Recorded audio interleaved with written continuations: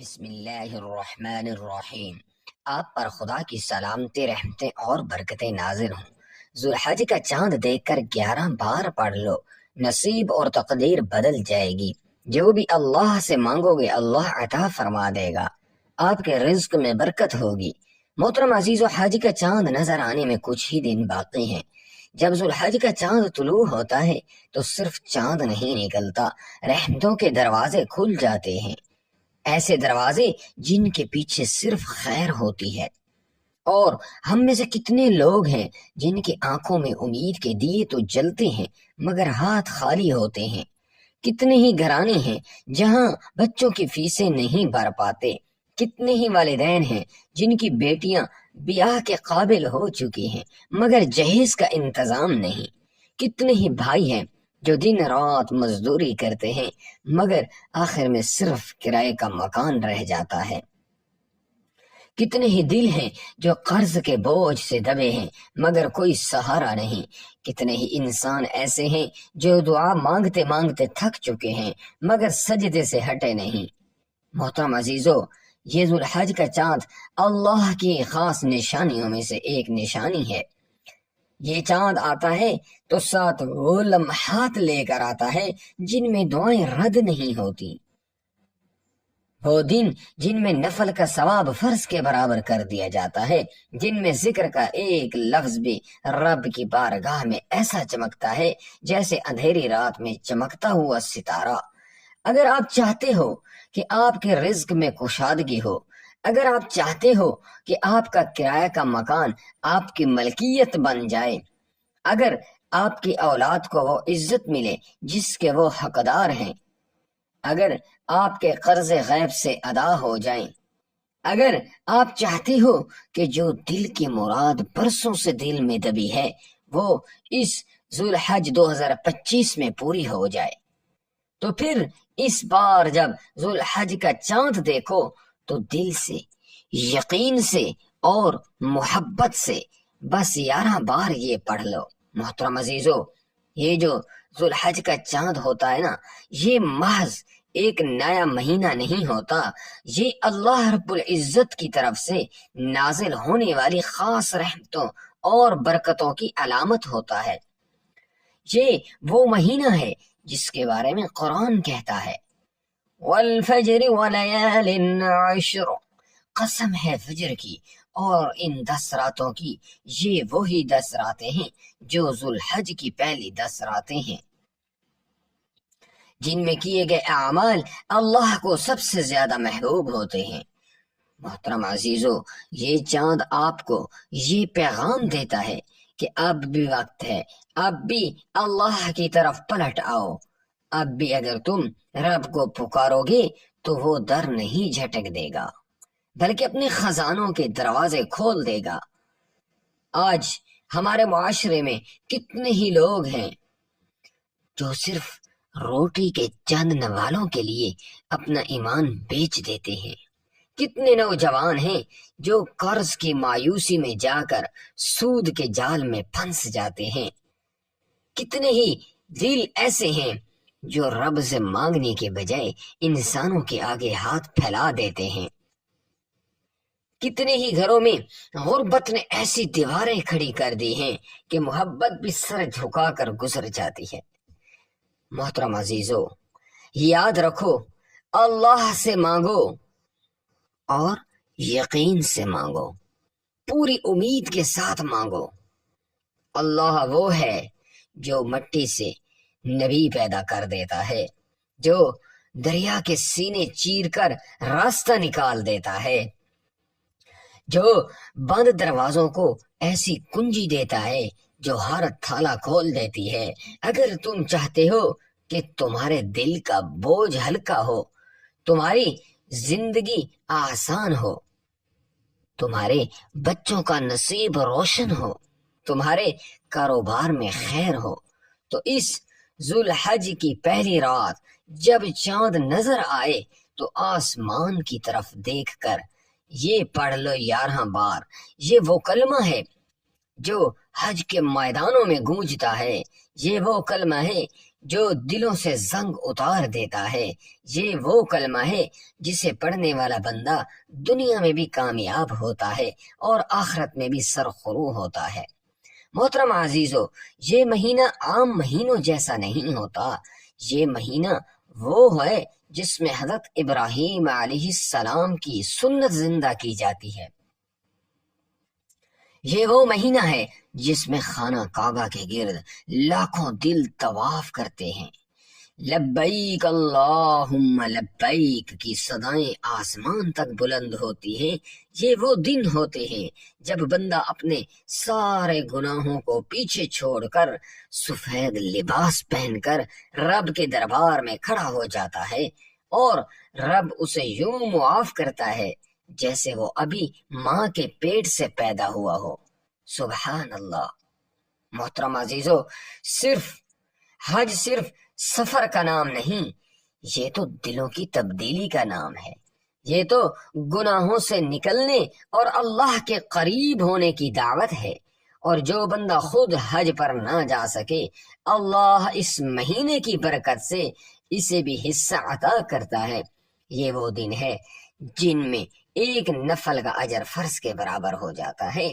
یہ وہ راتیں ہیں جن میں آنکھوں سے گرنے والا ایک آنسو عرش کے دروازے کھول دیتا ہے۔ محترم عزیزو، کبھی سوچا ہے کہ حج کے ان دنوں میں اتنی عظمت کیوں رکھی گئی ہے؟ اس لیے کہ یہ دن محض عبادت کے نہیں بلکہ تبدیلی کے دن ہیں۔ یہ دن بندے کو سکھاتے ہیں کہ اپنا سب کچھ چھوڑ کر صرف اللہ کو پکارنا کیا ہوتا ہے۔ یہ دن یاد دلاتے ہیں کہ اصل طاقت نہ مال میں ہے نہ عزت میں، اصل طاقت سچے رب کی رضا میں ہے۔ محترم عزیزو، یہ مہینہ ہمیں یہ سکھاتا ہے کہ اگر ہم دل سے اللہ کی طرف لوٹ آئیں گے، اگر ہم اپنی آنکھوں کو گناہوں سے ہٹا کر رب کی طرف جھکا دیں تو وہ رب ہمیں اسی مہینے میں وہ عطا کر سکتا ہے جس کی تمنا ہم سالوں سے دل میں لیے پھر رہے ہیں۔ محترم عزیزو، آج ہمارے بہت سے بہن بھائی ایسے ہیں جن کے دل میں بے شمار تمنائیں ہیں۔ کبھی ماں کے لیے ایک آرام دہ گھر کا خواب، کبھی بچوں کو اچھے کپڑے پہنانے کی خواہش، کبھی حج کی سعادت حاصل کرنے کی آرزو، لیکن صرف ایک کمی ان سب خوابوں کو روک لیتی ہے۔ محترم عزیزو، وہ ہے دولت کی کمی، وسائل کی کمی، اور پھر یہی محرومی آہستہ آہستہ دل میں ایک احساس پیدا کرتی ہے جسے دنیا احساس کمتری کہتی ہے۔ محترم عزیزو، یہ احساس کمتری انسان کے اعتماد کو نگل جاتا ہے، یہ اندر سے توڑ دیتا ہے۔ ایسا لگتا ہے جیسے ہم کسی قابل نہیں، جیسے دنیا ہم سے آگے نکل چکی ہے اور ہم ایک ہی جگہ پر کھڑے ہیں۔ لیکن یہی وہ لمحہ ہوتا ہے جب اللہ چاہتا ہے کہ بندہ صرف اسی کو پکارے۔ اس مہینے میں، جس مہینے کا ہر لمحہ عبادت ہے، جس مہینے کا ہر دن مغفرت ہے اور جس مہینے کی ہر رات بخشش ہے، محترم عزیزو، یہ ذوالحج کا مہینہ ہے۔ یہ وہ وقت ہے جب لوگ خانہ کعبہ کی طرف سفر کرتے ہیں، اپنے گناہوں کو پیچھے چھوڑ کر ایک نئے آغاز کے لیے۔ اور اللہ کے نبی صلی اللہ علیہ وسلم نے فرمایا، جو شخص خلوص کے ساتھ حج کرتا ہے اس کے سارے پچھلے گناہ معاف کر دیے جاتے ہیں۔ ایسا لگتا ہے جیسے وہ ابھی پیدا ہوا ہو۔ تو سوچو، جو بندہ حج پر گیا نہیں لیکن اس مہینے کی عظمت کو سمجھ کر اللہ سے سچے دل سے مانگے، کیا وہ رب اسے خالی لوٹا دے گا؟ میرے محترم عزیزو، ہرگز نہیں۔ یہ وہ مہینہ ہے جو ہماری قسمت بدل سکتا ہے، یہ وہ دن ہیں جو ہمارے دکھوں کا علاج بن سکتے ہیں، یہ وہ راتیں ہیں جن میں اللہ کے خزانے بندوں کے قریب آ جاتے ہیں۔ بس دل میں ایک یقین چاہیے اور زبان پر ایک سادہ سی دعا۔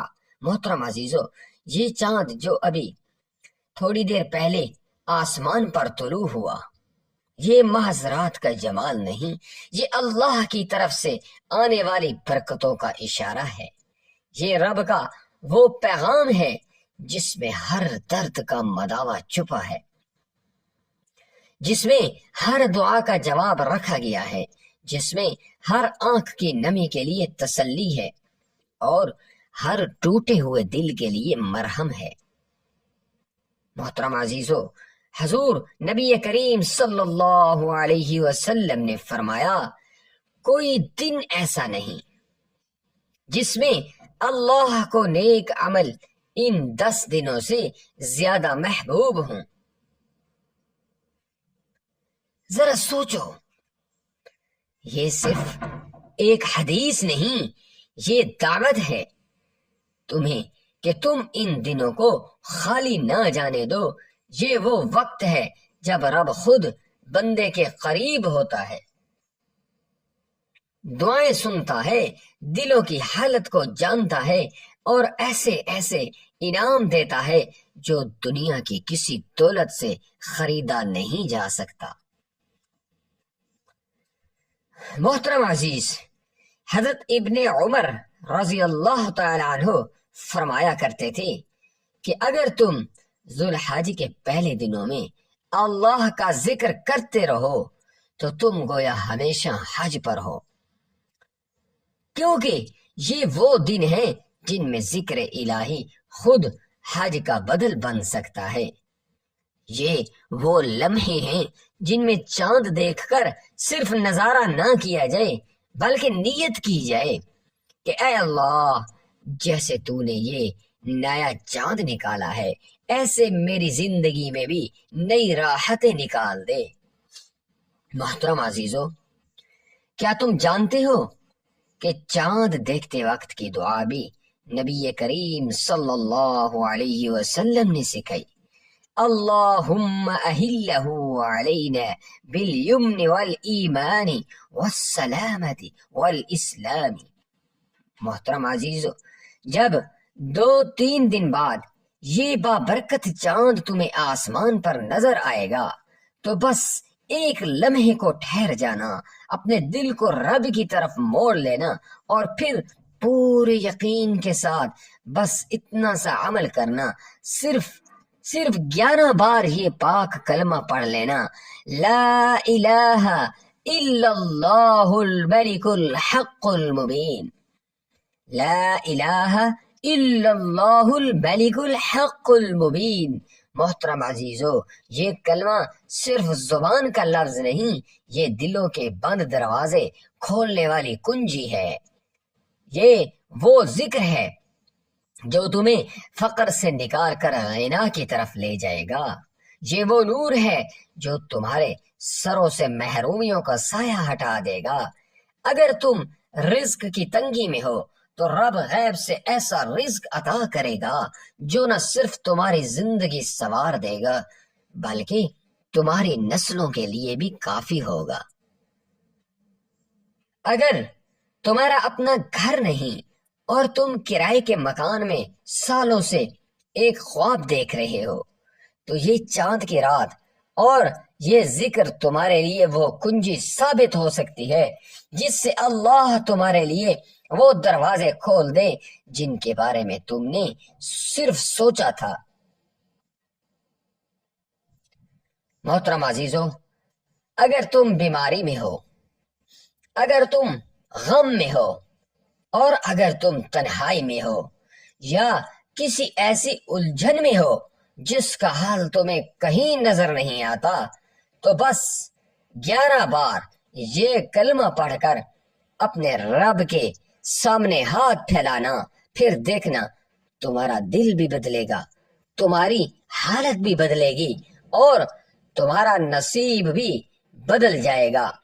یہ عمل کرو اور پھر اللہ سے جو بھی مانگو وہ تمہیں دے گا، کیونکہ وہ دینے والا ہے۔ میرے محترم عزیزو، وہ سننے والا ہے، اور وہ وعدہ کرنے والا رب کبھی وعدہ خلافی نہیں کرتا۔ محترم عزیزو، اب سنیے یہ بابرکت عمل آپ نے کس ترتیب سے کرنا ہے۔ اس کو آپ نے خوب توجہ کے ساتھ سننا ہے اور سمجھنا ہے، اور اسی کے مطابق اس پر عمل کرنا ہے، تاکہ اللہ رب العزت کی خاص رحمت آپ کو نصیب ہو۔ سب سے پہلے میرے محترم عزیزو، آپ نے 3 مرتبہ درود پاک پڑھنا ہے۔ آپ کوئی بھی درود پاک پڑھ سکتے ہیں، لیکن درود ابراہیمی کی فضیلت سب سے زیادہ ہے، اس لیے اگر ممکن ہو تو درود ابراہیمی پڑھ لیجئے۔ اور آئیے ایک مرتبہ میرے ساتھ نبی کریم صلی اللہ علیہ وسلم کے لیے درود ابراہیمی پڑھ لیتے ہیں، دل کی گہرائیوں سے اور عقیدت کے ساتھ۔ اللهم صل على محمد وعلى آل محمد كما صليت على إبراهيم وعلى آل إبراهيم إنك حميد مجيد اللهم بارك على محمد وعلى آل محمد كما باركت على إبراهيم وعلى آل إبراهيم إنك حميد مجيد۔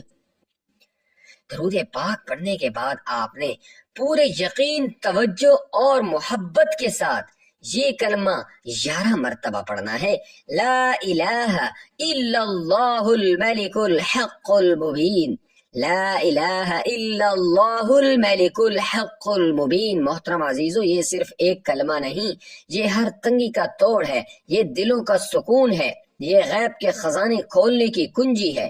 اب 11 مرتبہ یہ کلمہ پڑھنے کے بعد آپ نے اللہ رب العزت کا ایک صفاتی نام یا واسع، اے وسعت والے رب، اس کو 33 مرتبہ پڑھنا ہے، یا واسع کو 33 مرتبہ پڑھنا ہے۔ آخر میں پھر وہی درود پاک جو شروع میں پڑھا تھا، یعنی درود ابراہیمی، ایک مرتبہ دوبارہ عقیدت سے پڑھ لیں۔ اب محترم عزیزو، یہ سب کرنے کے بعد اپنے ہاتھ اللہ کی طرف اٹھائیں، اپنی آنکھوں کو نم ہونے دیں، اپنے دل کی سچائی کے ساتھ اللہ رب العزت سے اپنی حاجات مانگیں، جو خواب ادھورے ہیں، جو دعائیں روکی ہوئی ہیں، جو تمنائیں دل میں ہیں، سب اس کے سامنے رکھ دیں۔ اللہ رب العزت اس بابرکت چاند کے صدقے اور اس عظمت والے مہینے کے طفیل آپ کی ہر دعا کو سنیں گے اور انشاءاللہ قبول بھی فرمائیں گے۔ محترم عزیزو، دعا ہے، یا اللہ ہمارے دلوں کی خاموش دعاؤں کو اپنی بارگاہ میں قبول فرما، ہماری مشکلات کو آسانیوں میں بدل دے اور ہمیں اپنا سچا بندہ بنا رہے۔ آمین ثم آمین۔ محترم عزیزو، آخر میں آپ سے گزارش ہے کہ اللہ رب العزت کے 99 بابرکت ناموں میں سے ایک نام کامنٹس میں حصول برکت اور ثواب کے لیے تحریر فرما۔